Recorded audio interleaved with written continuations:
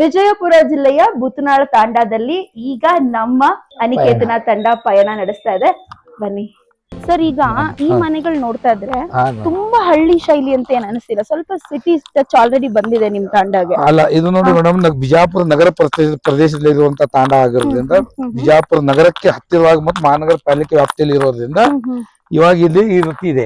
ಆದ್ರೆ ಏನು ಇಲ್ಲಿ ಗ್ರಾಮೀಣ ಪ್ರದೇಶದ ಮನೆ ತಾಂಡಗಳು ನೋಡಿದ್ರೆ ಅಲ್ಲಿ ಗುಡಿಸಲುಗಳು ಇದಾವೆ, ಆಮೇಲೆ ಸೀಟ್ ಮನೆಗಳು ಇದಾವೆ, ಸೀಟ್ ಮನೆಗಳು ಇದಾವೆ ಇರ್ತವೆ. ಇವಾಗ ಇದು ಬಿಜಾಪುರಕ್ಕೆ ಹತ್ತಿರವಾಗಿರೋದ್ರಿಂದ ಇಲ್ಲೆಲ್ಲಾ ಜನ ನಮ್ ತಾಂಡೆ ಜನ ಎಲ್ಲ ದುಡಿಯಕ್ ಹೋಗ್ತಾ ಇರೋರು. ಅಲ್ಲೆಲ್ಲ ಟೈಲ್ಸ್ ಅದು ಮನೆ ಕಟ್ಟುವ ಕೆಲಸ ಮಾಡ್ತಿರ್ತಾರೆ.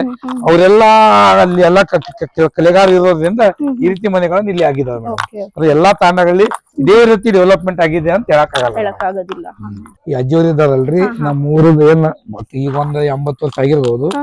ನಮ್ ಕಲೆ ಸಂಸ್ಕೃತಿ ಡ್ರೆಸ್ ಬಗ್ಗೆ, ಆಮೇಲೆ ನಮ್ ಕಲ್ಚರಲ್ ಹಾಡುಗಳ ಬಗ್ಗೆ, ನಮ್ಮ ಸಾಂಸ್ಕೃತಿಕವಾಗಿ ಮಾಡ್ತೀವಲ್ಲ ಮದುವೆ, ಆಮೇಲೆ ಹಬ್ಬ ಹರಿದಿನಗಳಲ್ಲಿ ಇವರೆಲ್ಲಾರು ಮಾಡ್ತಾ ಮನೆ ಹೋಗ್ತಾರೆ ಮೇಡಮ್. ನಮಸ್ಕಾರ ರೀ. ನಮಸ್ಕಾರ ರೀ. ಆಶೀರ್ವಾದ ಮಾಡಿ. ಅಮ್ಮ ಯಾವ ನಾವ ಬೆಂಗಳೂರು. ನಮಸ್ಕಾರ.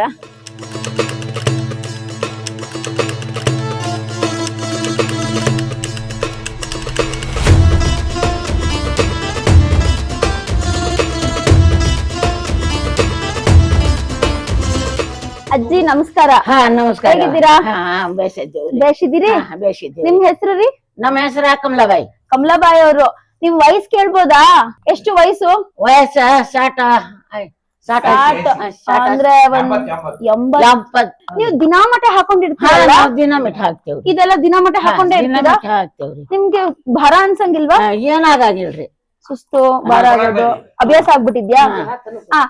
ಈ ತರ ಬಟ್ಟೆನ ನೀವು ಚಿಕ್ಕ ವಯಸ್ಸಿದ್ದಾಗಿಂದನು ಹಿಂಗೇನ ದಿನ ತಿರ್ಗಾಡ್ತೇವ್ರಿ.